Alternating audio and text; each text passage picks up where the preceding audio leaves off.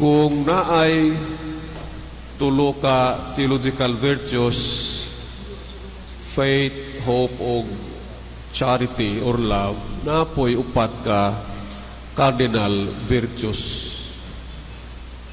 Kining virtues o virtue mo man ang kinahanglan nato nga ihabit nato matagkaroon niya atong himuon aron maanad ta sama ko sa sala kung naanad na ka maanad pug ka. Virtues are kanang habitual, pero kining theological virtues pwede man ihatag sa Ginoo instant kung gasahan ka niya God-given magina na-develop lang sa ato kumutuban ta. Mga tao ulit pagtuo kung sa kalit lang himatyo na mo kalit man tuo sa Ginoo niya murag wa ka nagtuo sa kang pagkabanhaw mutuo ka tungod kay nunay paglaom nga hibalo ka sa Diyos yung munahula nga nunay pagkabanhaw paglaom ya pagkamangihatagon pagkamihugmaon natural man na sa tao kung naay imo muhatag mangyud ka. Whereas ang cardinal virtues maunang cardinal kay daghan may mga virtues ang tao matunan pero kining upat mo na isang importante. Una kining prudence or in other words sa synonyms niya na wisdom. A prudent person is a wise person. Ikaduha, fortitude. Fortitude, in other words, courage. Ikatulo, temperance. Ikaapat, justice. Munang upat ka cardinal virtues. Mag-una na sa cardinal gani, una, key virtues among the virtues nga atong makatunan. Ang unang virtue, prudence, mao nang gihimo sa tikasan nga pinihalan. Murag katawan na, no? Sa pagkatikasan niya, nakasikantot siya, uy, gasahan po siya sa prudence nga. Ani una ko, katawanan gamay sa Ebanghelyo, kay hawaon naman siya, kay tikasan lagi, ini akong buhaton. Yang amigo ang mga nakautang. Ano ba man niya buhatakan nanto sa papas sa ini siya galon nga maghusay sila. Kung sa may inumdan. Diba? Makapangutan natin ba? Why? Ibuhatutan niya kanyan to. For the sake of the story sa gospel, gi-emphasize nga tikasan yun siya. Tikasan yun siya. Lain tingali nga pulong, nga inato na pugos siya, mahimong maantigo, mahimong prudent, kay pahawaon na, pero wala lang. Sa story, atong subayon, sa literal, gospel, dapat literal lang po siya, pindira sa paghubad. Prudent yun siya. Kauna-una siya. After niya itawag to mga nakautang siya nga galon, na dapat utang himuon niya kaniadto pa, kay pinialan man sa daan, nalipay ang agalon. In short, ibalik siya kung natusumpayan pagkapinyalan. Makaigsuon,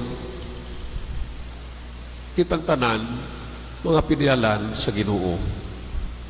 O nang ipiyala sa Ginoo kanato, atong kinabuhi. Di ba? Yun sa manako nato pagpangga, pag-atiman nato kinabuhi. Mahinumdum ra ko sakit na. Kaniadto kay nagbata ako ng dako ko nga farmer akong ginikanan. Tagalitis, tatay, balhin sa Kidapawan, post Second World War.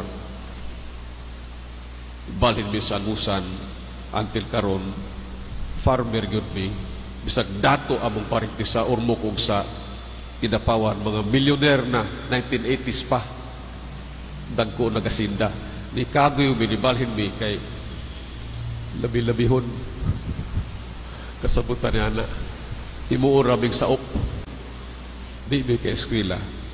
By God's grace nakahuman mi na nagbata ko unya spray, daro, basak ugat kong kamot, akong allergy taas kayo kay nadaot ko sa pesticides o kanang abono. Simuton pa nako sa unang pesticide.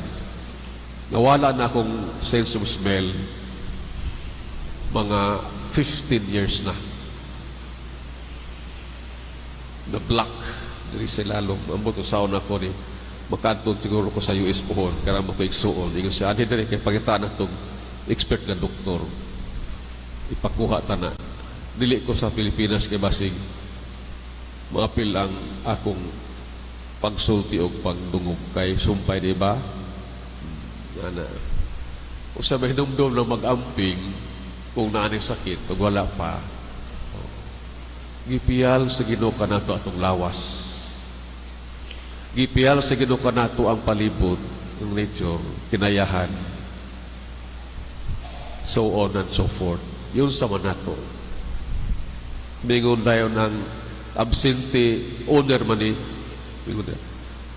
wa man mo tarunga imong ibusaran mo tikasan man ka dali kwintahi ko magkwintas klaras ta yun sa rimo pag atiman ang imong kinabuhi ug ang palibot nimo imong sikataw sukad karon di na ka akong pinyalan kukuhaon na kanako o dito na ka sa daplin di na ka ako usa may atong mahimo manglipad hong ta maulaw ta mahalag maparihan ta ni tikasan nga nahimo siya prudent makahuna-una siya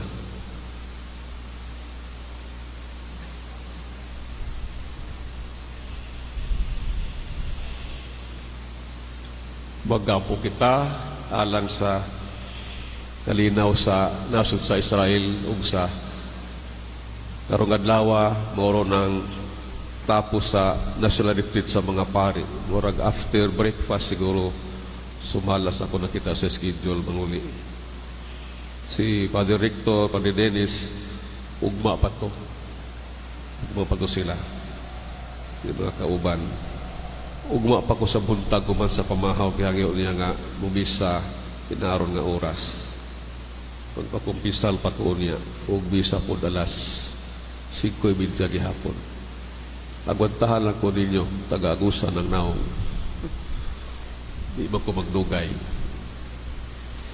magapo kita sa Diyos samahan